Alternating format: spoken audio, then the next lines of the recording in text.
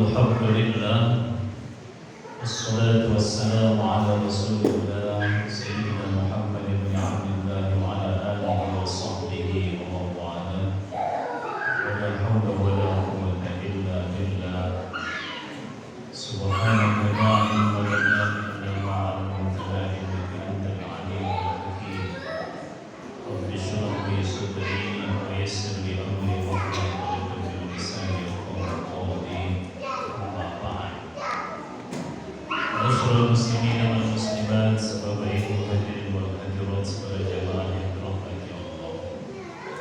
Alhamdulillah, puji syukur kita berikan kepada Allah Subhanahu wa taala.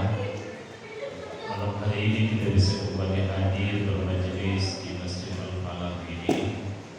Semoga niat baik kita untuk talabul ilmi dan saling bersilaturahim senantiasa dicatat oleh Allah Subhanahu wa taala sebagai amal kebaikan yang pahalanya bisa kita dapatkan saat kita hidup kepada Allah Subhanahu wa taala.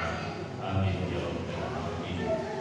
Salawat dan salam semoga tercurahkan kepada junjungan kita baginda Rasulullah Muhammad sallallahu alaihi wasallam.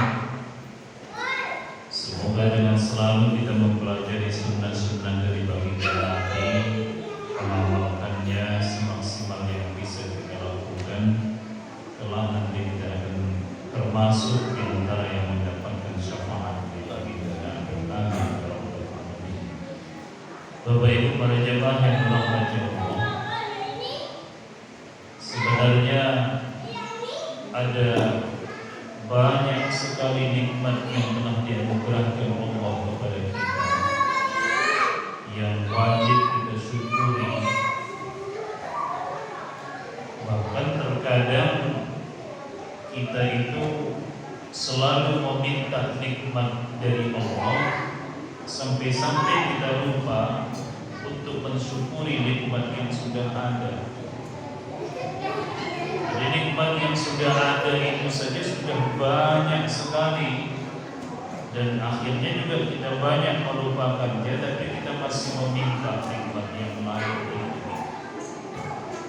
Di antara nikmat yang wajib kita syukuri yang seringkali kita lupakan itu adalah menjadi umatnya baginda Rasul Muhammad sallallahu alaihi wasallam. Jadi saya dan panjenengan menjadi umat Nabi ini karena memang dipilih Allah. Jenengan saya tidak bisa secara sendirian memilih untuk menjadi umatnya baginda Nabi. Tapi Nabi itu Allah, maksud saya Allah itu yang memilih kita untuk bisa menjadi umatnya Rasulullah sallallahu alaihi wasallam. Coba deh Bapak Ibu, panjenengan pernah tidak syukuran karena sudah menjadi umatnya Nabi? Tidak pernah kan?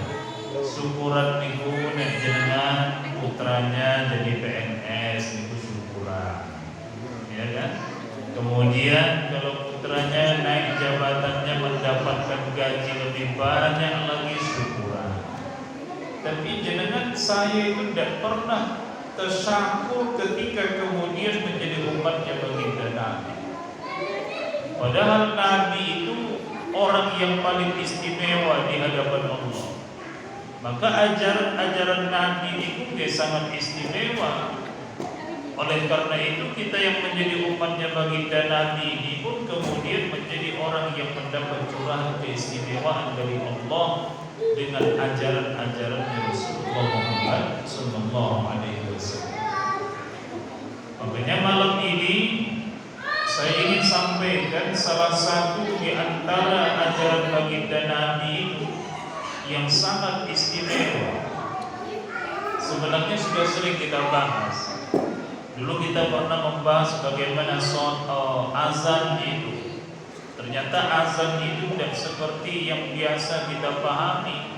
Tapi orang dengan kumandang azan, apakah dia yang mengumandangkannya, apakah dia yang mendengarkannya, dan hal-hal yang terkait dengan azan itu bisa menjadikan umat baginda Nabi ini menjadi istimewa.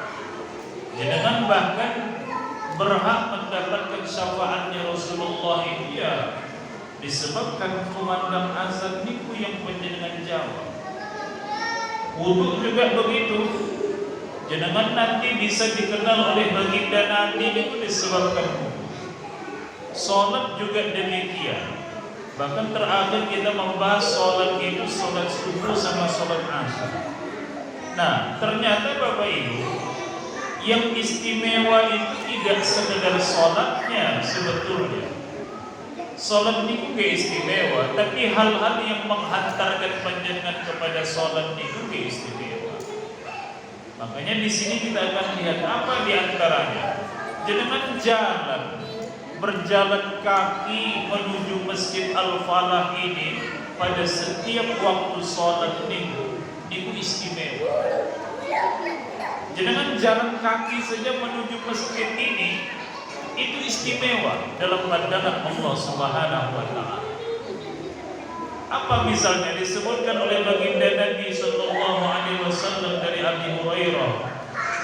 Kata Abi Hurairah, Nabi itu pernah bersabda, "Man ghada ilal masjidi aw barang siapa yang di pagi hari atau di sore hari dia datang ke masjid, ya, dikatakan a'addallahu lahu fil jannati nuzula, maka Allah akan sediakan baginya hidangan di dalam surga kullama ghada Allah, pada setiap pagi dan sore hari." Jadi kata Nabi, Bapak Ibu, orang itu kalau setiap pagi dan sore datang ke masjid, setiap dia datang ke masjid di pagi dan sore hari ini, disediakan Allah nuzulan. Nuzulan itu hidangan. Ini jangan tanya sama saya hidangannya nopo nggih. Arep-arepen nopo betul. Ya, apa malah lemper gitu. Itu tidak penting sebetulnya apa wujud nuzulannya itu. Tapi Nabi sebenarnya ingin menyatakan kepada kita, kalau kita datang ke masjid itu menjadi tanda akan bisa dia masuk ke surganya Allah Subhanahu wa taala itu. Kenapa begitu? Karena setiap datang ke masjid itu disiapkan Allah nuzulah hidangan itu, mesti akan ada orang yang menyantap hidangan itu. Coba deh Bapak Ibu misalnya, jangan nyiapkan hidangan di rumah, itu kira-kira bakal ada orang yang memakannya nama betul? Ada kan? Tidak mungkin jangan siapkan hidangan begitu banyak, begitu enak, nih ditonton kok, gak ono yang makan hidangannya. Maka maksudnya itu adalah Allah itu menyediakan hidangan itu, artinya orang yang datang ke masjid setiap pagi dan sore ini, dia berhak untuk masuk ke dalam surganya Allah Subhanahu wa taala. Jadi ternyata Bapak Ibu ngapunten, orang untuk masuk surga itu enggak susah-susah banget loh sebenarnya. Enggak angel-angel banget. Jangan datang saja bolak-balik ke masjid pagi sore ini ngapunten, maksudnya pagi sore ini. Nek pagi ini mungkin mulai subuh, zuhur, asar, nek maghrib, sore ini tuh maghrib sama isya. Karena ngapunten, ada juga loh yang datang ke masjid itu niatnya itu enggak untuk menunaikan sholat. Pagi sore dia datang ke masjid. Kenapa dia datang ke masjid? Ya nunun adus, nunun neng toilet barang niku. Lo itu enggak masuk niku. Jadi yang dimaksud oleh hadis ini sebenarnya kalau dia datang pagi dan sore hari ke masjid itu, niatnya itu adalah untuk menunaikan sholat berjamaah. Tadi di hadis ini namun hukumnya itu berlaku tidak hanya untuk laki-laki, untuk perempuan pun sama. Jadi untuk perempuan pun kalau panjenengan ingin terdaftar sebagai orang yang akan menyantap hidangan di dalam surga itu, ya hadirlah pagi sore, pokoknya 5 waktu itu mulai subuh sampai isya itu, jangan pernah berat langkahnya menuju masjid. Gitu loh Bapak Ibu. Jadi sebenarnya hadis ini memperlihatkan betapa istimewanya umat Kanjeng Nabi itu. Karena hanya umatnya baginda Nabi ini yang mendapatkan seperti yang disabdakan Nabi ini. Kalau dia datang setiap pagi dan sore hari ke masjid, Allah itu akan sediakan bagi dia hidangan di dalam surga. Umat-umat sebelum umat Nabi Muhammad itu tidak mendapatkan keistimewaan seperti ini. Makanya saya katakan tadi, bersyukur jenengan, saya itu bersyukur menjadi umatnya Rasulullah Muhammad sallallahu alaihi wasallam. Lah, tapi Bapak Ibu, ini hadis ini masih terlalu umum ya. Ada petunjuk lebih khusus dari baginda Nabi untuk bisa sampai mendapatkan keistimewaan berupa nuzula di dalam surga itu. Sebenarnya tidak cuma sekedar pagi sore dia datang ke masjid. Ada kriterianya. Misalnya disebutkan dari Abi Hurairah juga, kata baginda Nabi, man tatahhara fi baitihi, barang siapa yang bersuci sejak dari rumahnya, summa mata ila baitin min buyutillah, kemudian dia berjalan ke rumah Allah di antara rumah-rumah Allah itu, dia qadiya fardatan min faraidillah, tujuannya itu untuk menunaikan yang fardu di antara yang difardukan Allah, kanat khutuwatuhu, maka langkah-langkahnya itu dikatakan ihdahuma tahuttu khati'ah, yang satu itu menghapuskan dosanya, wal ukhra tarfa'u darajat, sedangkan yang lain itu akan mengangkat derajatnya di sisi Allah Subhanahu wa taala. Jadi makna hadis yang kedua ini sebenarnya caranya supaya kita bisa mendapatkan nuzulah itu, ya jangan lupa berwudu sejak dari rumah. Ini Bapak Ibu ngapunten, jenengan nek datang ke Masjid Al-Falah ini untuk salat berjamaah, berusahalah wudunya itu sejak dari rumah. Lah bagaimana kira-kira? Nek berwudu di masjid boleh apa enggak? Boleh enggak kira-kira? Nah, ya enggak boleh. Nek di masjid itu enggak karpet, basah apa ini? Maksudnya itu berwudu ada tempat wudu. Ya di masjid ada tempat wudu. Tapi maksud saya sebenarnya apa?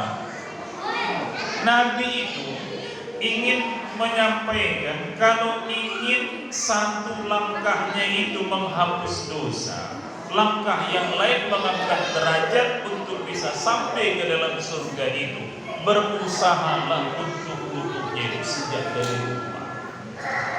Mengapa demikian? Itu sebabnya sebelum kita ngaji ini, kita ngaji dulu bab wudu. Sudah beberapa bulan yang lalu kita ngaji bab wudu itu. Tasik ini kan wuduan baca dengan. Ya tahu ya bodoh kehilangan mana itu. Jadi apa? Wudu itu namun membuat orang itu kalau dia wudu dari rumah, dia berhati-hati ketika dia berjalan sejak dari rumah menuju masjid itu. Dulu kan kita bahas, kata Nabi, man tatahhara fi baitihi, barang siapa yang toharoh sejak dari rumahnya, ya, dengan membaguskan toharohnya itu, maka nanti anggota-anggota wudunya yang dibasuh itu akan mengeluarkan dosa-dosanya. Nek telapak tangannya dia basuh, telapak tangan yang berdosa itu diampuni Allah. Kalau lisannya yang berdosa itu dia berkumur, maka kemudian kumurnya tadi membersihkan lisannya. Artinya apa? Tangan itu harus dijaga. Ketika berangkat dari rumah ke masjid harus dijaga. Jangan sampai panjenengan sudah berangkat dari rumah ke masjid sampai ke rumah tetangga yang ada mangga nih. Dan mangganya jatuh satu, wah rezeki anak soleh ini. Dibilang rezeki anak soleh, diambil itu tanpa hak yang dibenarkan Allah. Itu tidak benar. Begitu juga dengan lisan kita. Kalau kita berjalan dari rumah itu sudah berwudu, lisan itu harus dijaga. Karena jangan sampai kemudian lisan kita melakukan hal yang berbuah dosa lagi disebabkan karena sudah sucikan dari rumah. Begitu juga wajah, mata itu harus mulai bukan Allah. Supaya apa? Ya supaya perjalanan kita datang ke masjid itu membuahkan satu langkah itu menghapus dosa, yang lain mengangkat derajat. Itulah Bapak Ibu. Jadi ternyata memang baginda Nabi itu arahkan kita untuk berwudu sejak dari rumah itu tidak main-main sebetulnya. Supaya sempurna. Saya sering gambarkan gini, ngapunten, nek jenengan dipanggil sama Bupati Klaten niku, kira-kira jenengan mandinya itu di kantor bupati itu mau mandi sejak dari rumah. Ya dari rumah. Ibu-ibu itu pakai apa nih? Pakai celak, pakai kukur gitu seperti ini. Itu tidak mungkin kan dilakukan di rumah atau di tempat bupati ini. Jenengan mesti lakukan dari rumah. Maka jangan berangkat dari rumah niku hati-hati supaya jangan sampai tadi yang sudah kukuran, lipstikan niku rusak. Bapak-bapak juga begitu, yang sudah klimis itu sisirannya jangan sampai rusak. Itu gambaran itu. Uang menuju bupati saja seperti itu. Mestinya menuju Allah itu jauh lebih baik lagi. Jadi maksudnya begitu Bapak Ibu. Makanya kalau bisa itu berangkat dari rumah itu sudah dalam posisi berwudu. Lalu jenengan misalnya dalam perjalanan wudunya batal, ya boleh-boleh saja jenengan berwudu di masjid. Karena jangan sampai panjenengan udah iqamah atau datang panjenengan mau sampai pintu masjid kok batal wudunya, terus balik nang omah meneh untuk wudu. Jadi jangan balik lagi ke rumah sampai ke masjid, insyaallah sanggup nih imamnya ini selesai sudah. Jadi maksudnya itu adalah baginda Nabi itu titip pesan kepada kita dengan wudu itu supaya hati-hati perjalanan dari rumah kepada masjid ini. Itulah Bapak Ibu. Nah, ada satu cerita dulu dikisahkan oleh Ubay bin Ka'ab. Ada seorang laki-laki Ansor. Jadi dia itu tidak diketahui seorang pun ada sahabat yang rumahnya jauh melebihi rumahnya laki-laki Ansor itu. Kalau dalam hadis itu disebutkan la a'lamu ahadan ab'ada minal masjid minhu. Jadi tidak ada yang tahu bahwa ada rumah orang yang lebih jauh dari Masjid Nabawi itu kecuali laki-laki. Nah, tapi ada yang istimewa dari laki-laki ini, dikatakan wa kanat la tuhtituhu salatan. La tuhtituhu salatan. Dikatakan dia paling jauh rumahnya, tapi dia itu tidak pernah datang terlambat ke masjid. Nah, namun pripun nih, bapak-bapak ngaji rejo nih. Kira-kira bagaimana ya? Sering datang terlambat ke masjid apa tidak rumahnya paling jauh nih? Oh, jangankan rumahnya paling jauh, paling dekat aja kadang sok telat. Gitu. Dari istiqomah, udah azan, ayo ndang ke masjid. Mesti jenengan jawab, urung komat, aman kowe. Habis komat, ayo ke masjid. Urung Al-Fatihah ini takbiratul ihram. Akhirnya ditunda datang ke masjid itu, malah sudah berapa rakaat terjadi baru datang ke masjid. Nah, ini laki-laki Ansor ini Bapak Ibu, dia paling jauh rumahnya dari masjid, tapi tidak pernah terlihat bahwa dia itu terlambat datang sholat berjamaah bersama Nabi. Nah, kata orang-orang sahabat-sahabat Nabi, mereka katakan begini, mereka mesakti. Kata mereka mengatakan, oh, lau istaraita himaran tarakabuhu fi zulma wa fi rabta.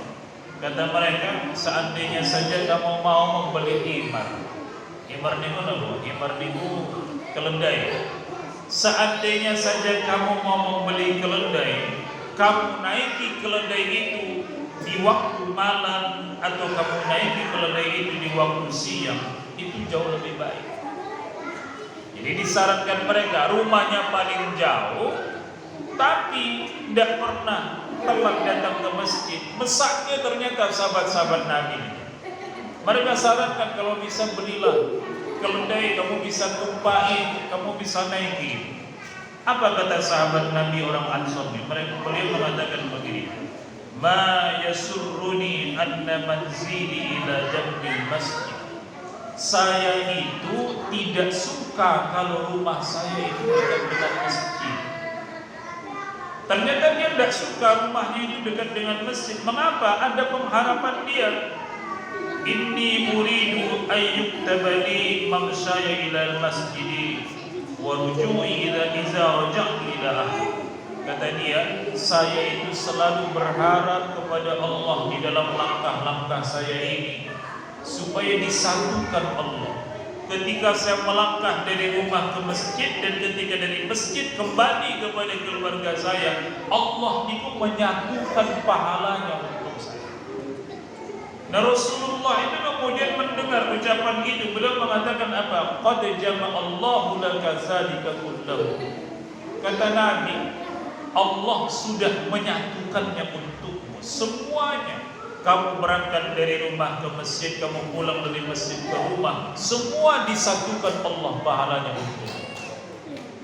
Jadi Bapak Ibu, ternyata itu yang ada di dalam hatinya orang Ansor ini. Maka kalau saya ngaji seperti malam hari ini, saya sarankan pada jenengan Bapak Ibu, nek jenengan datang dari rumah ke masjid, sudah wudu, batin panjenengan niku jangan pernah lepas dari berharap kepada Allah. Apa harapannya? Ya Allah, mudah-mudahan langkah saya dari masjid dari rumah ke masjid, dari masjid ke rumah lagi ini, tolong satukan pahalanya semuanya untuk saya. Mengapa demikian? Karena itu yang ada di hatinya orang Ansor ini. Dan ternyata baginda Nabi itu kemudian mengatakan Allah sudah menyatukan semuanya untuk. Nah ini loh Bapak Ibu, makanya orang kalau datang ke masjid itu ada sesuatu berharap di hatinya kepada Allah, beda dengan orang yang datang ke masjid tapi tidak ada pengharapan apapun kepada Allah Subhanahu wa Ta'ala. Loh kira-kira leres nama buat itu. Nek jenengan datang ke masjid tidak ada pengharapan batin panjenengan niku, apa yang panjenengan ingin sampaikan kepada Allah pada waktu itu? Padahal cuma berharap 27 derajat karena panjenengan sudah sholat berjamaah. Tapi kalau laki-laki Ansor tidak itu. Jadi beliau juga memohon pada Allah, langkahnya itu menjadi catatan kebaikan dari Allah, waktu berangkat ataupun waktu pulang. Nah itulah Bapak Ibu. Jadi jenengan datang ke masjid tidak cuma sekedar menginginkan 27 derajat. Nah ini mesti niku. Tapi ada yang lebih dari pengharapannya itu apa? Supaya langkah-langkahnya itu loh bisa bernilai kebaikan di sisi Allah Subhanahu wa Ta'ala. Lah ini namun tidak disebutkan Nabi loh ini. Nabi itu tidak sebutkan ada pengharapan seperti itu dianjurkan kepada umat beliau, itu tidak disebutkan. Tapi kasusnya laki-laki Ansor ini menjadi petunjuk bagi kita bahwasanya pengharapan di hati itu memang harus ada model seperti ini. Disebabkan Rasulullah membenarkannya dengan mengatakan Allah sudah menyatukannya untuk. Nah itu loh Bapak Ibu. Jadi ternyata memang melangkah ke masjid itu sesuatu yang luar biasa pahalanya. Dengan catatan loh, selalu kemudian berharap kebaikan itu dari Allah Subhanahu wa Ta'ala. Lah niku nek jenengan jalan kaki. Namun mungkin Bapak Ibu bertanya-tanya, bagaimana kalau saya datang ke masjidnya naik sepeda motor, atau naik mobil, atau naik sepeda pick up? Kira-kira bagaimana hitungnya? Naik jalan kaki kan ceton itu, jalan kaki kanan, kaki kiri, kaki kanan, kaki kiri. Lah naik pick bagaimana kira-kira? Nah itu ada ulama yang mengatakan dihitungnya itu ya dilihat dari pentilnya di mana posisinya. Dari pentil-pentil ya, kalau dia dari bawah dia memutar lalu ke atas sampai turun ke bawah lagi, ini berarti sama seperti melangkah satu langkah. Mutar lagi berarti dua langkah. Nah, ini jangan kepit, jangan sampai jangan mau ke masjid kepit itu nih kalau pentil ya, terus misal burung itu. Nah, Jangan sampai begitu. Jadi maksudnya itu adalah hitungannya itu tidak usah diperhatikan. Nah, Allah yang maha tahu tentang itu. Sama ngapun jenengan jalan kaki, ada yang naik sepeda ontel. Itu kira-kira pahalanya itu yang besar yang mana? Yang jalan kaki atau yang naik sepeda ontel itu? Ya jalan kaki kan. Lah naik sepeda ontel sama naik sepeda motor, mana yang lebih besar pahalanya? Sepeda ontel. Ya bisa juga jadinya besar pahala sepeda motor itu. Nek bannya gembos, bensinnya teh, jangan tuntut gitu kan. Itu abon nih. Nah, maksud saya adalah masalah hitungan begitu itu tidak usah dipikir, karena sebenarnya yang diharapkan itu dengan hadis-hadis ini adalah kita mau melangkahkan kaki ke masjid. Bahkan rumah orang yang paling jauh dari masjid itu dia bisa datang ke masjid. Itu pahalanya paling besar di sisi Allah Subhanahu wa taala. Nanti saya akan perlihatkan. Nah, ada riwayat lagi begini Bapak Ibu. Dulu di Madinah itu ada sekelompok keluarga namanya Bani Salimah. Nah, Bani Salimah ini melihat di samping Masjid Nabawi itu ada lahan kosong. Lah mereka itu kan rumahnya jauh dari masjid. Lah mereka pingin lahan kosong yang dekat Masjid Nabawi itu mereka tempati. Lalu sampai berita itu kepada baginda Nabi. Kata baginda Nabi, balaghani annakum turiduna an tantaqilu qurban masjid. Benar enggak hai Bani Salimah, kalian ingin pindah dekat masjid?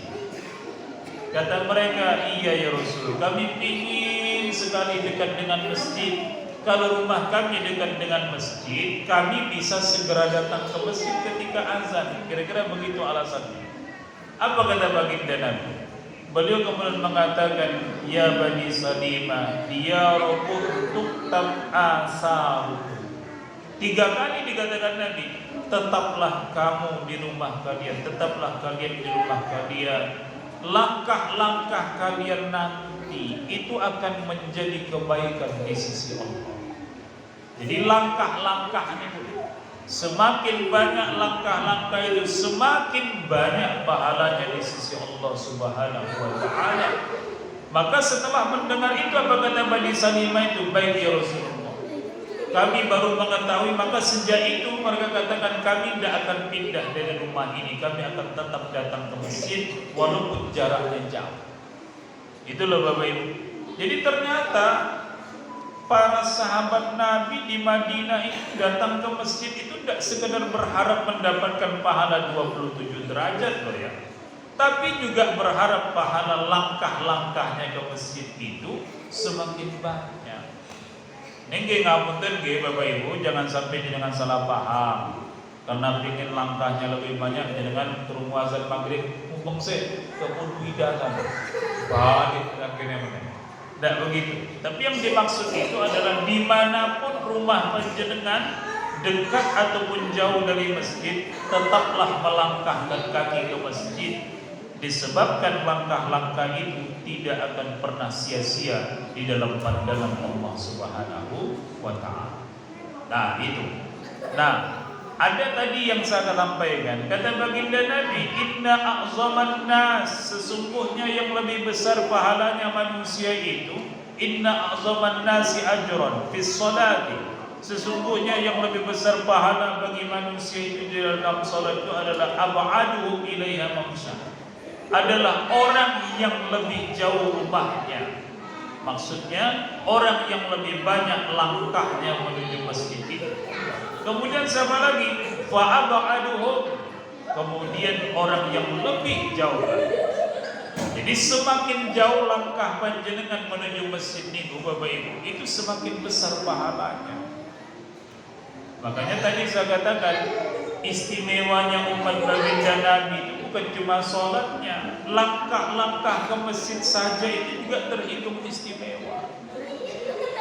Makanya ambil amalan-amalan ringan, karena amalan berat tidak mungkin bisa kita lakukan. Apa amalan ringan itu? Ya salah satunya begitu, datang ke masjid, langkahkan kaki, berharap pahala dari Allah. pulang dari masjid, langkahkan kaki lagi menuju rumah, berharap pahala dari Allah. Itu semua tidak akan sia-sia dalam pandangan Allah. Bahkan langkah-langkah tadi itu saja menjadi sebuah jalan untuk meraih kemuliaan di sisi Allah Subhanahu wa Ta'ala. Nah, jadi itu Bapak Ibu. Bahkan kemudian disabdakan oleh baginda Nabi, Basyiru al-masya'ina fi zulami bilal masjidi bin nuri tammi yaumal qiyamah. Kata baginda Nabi, berilah kabar gembira bagi orang-orang yang melangkahkan kakinya ke masjid di malam hari dengan cahaya yang sempurna pada hari kiamat. Jadi jenengan kalau istiqamah datang ke masjid, melangkahkan kaki ke masjid, itu di akhirat nanti dianugerahi Allah cahaya yang sempurna pada diri jenengan. Dengan catatan istiqamah. Jadi terdengar azan, datang ke masjid. Nah, setelah itu pulang, nanti azan lagi, datang ke masjid. Sebenarnya tidak susah juga. Yang penting itu adalah ada keistimewaan atau ada kemauan maksudnya di dalam diri kita untuk mendapatkannya. Bahkan yang terakhir ingin saya sampaikan pada malam hari ini terkait dengan masalah oleh baginda Nabi dikatakan, kalau kamu kata Nabi melihat ada orang yang bolak-balik datang ke masjid, saksikanlah dengan iman bahwa dia itu orang yang paling baik imannya kepada Allah. Jadi disabdakan Nabi, Iza ra'aitumur rajula, barang siapa apabila kalian melihat ada seseorang yang tadul masjid, yang bolak-balik dia datang ke masjid, fashhadu lahu bil iman, persaksikanlah dengan imanmu bahwa dia itu orang yang imannya baik. Mengapa demikian? Fa innallaha azza wa jalla, karena Allah Subhanahu wa Ta'ala itu berfirman, innama ya'muru masajidallahi man amana billahi wal yawmil akhir. Sesungguhnya orang yang memakmurkan masjid itu adalah orang yang beriman kepada Allah dan hari akhir. Maka Bapak Ibu, jenengan nek ingin ngerti sekuat apa iman panjenengan niku, lihat kebiasaan panjenengan. Nah, jenengan sudah terpanggil datang ke masjid istiqamah, itu istimewa. Ngapunten, di tempat saya di Gaten Mayungan itu ada mbah-mbah udah sepuh, itu bolak-balik mesti ke masjid pada setiap azan itu. Dia tidak datang ke masjid itu kalau sakit saja. Kalau dia masih sehat, sudah sepuh, dia mesti datang ke masjid. Hujan pun tetap datang ke masjid. Itu istimewa. Jadi itu pertanda betapa kuatnya iman di dalam hatinya. Tapi nggih ngapunten nggih, nek jenengan sudah istiqomah datang ke masjid, jangan panjenengan jadi gumedhe. Ilang bagus kuat. Semula apa dengan masjid? Bukan untuk mengistimewakan diri, tapi untuk melihat diri kita itu seberapa kuat iman kita itu sebenarnya adalah seberapa kuat di dalam diri kita itu dorongan untuk datang ke masjid.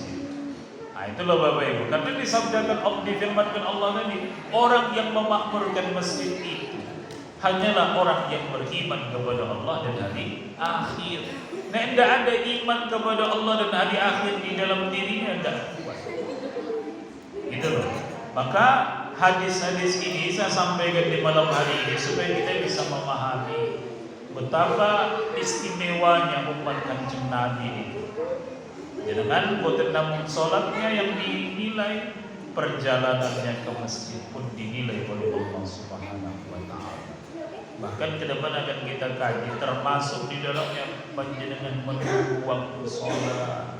Itu juga luar biasa kedudukannya dalam pandangan Allah. Jadi malam hari ini ngapunten, tidak lama kita ngaji itu dulu saja. Ini juga sudah jam 3 kurang seperempat. Esok banget ini baru subuh ya. Harus subuh maksud saya. Jadi saya kira tidak perlu lama-lama malam ini. Karena apa? Hujan ngantuk. Saya ngantuk saja. Ngantuk. Saya yang bicara yang ngantuk. Saya kira itu dulu saja. Kalau nanti ada pertanyaan, monggo disampaikan. Lebih kurangnya mohon maaf. Assalamualaikum warahmatullahi wabarakatuh.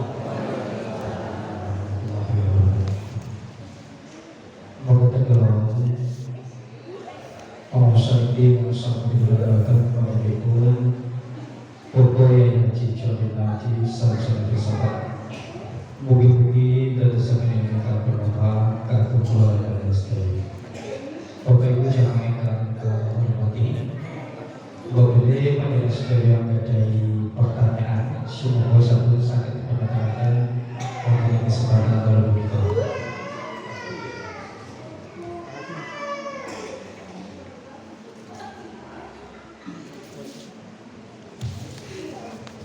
Assalamualaikum warahmatullahi wabarakatuh. Mohon maaf, kami mau tanya kaitannya dengan memandikan jenazah. Apabila yang meninggal itu orang tua perempuan atau sebaliknya, apabila orang tua perempuan apa boleh anak laki-lakinya untuk memandikan?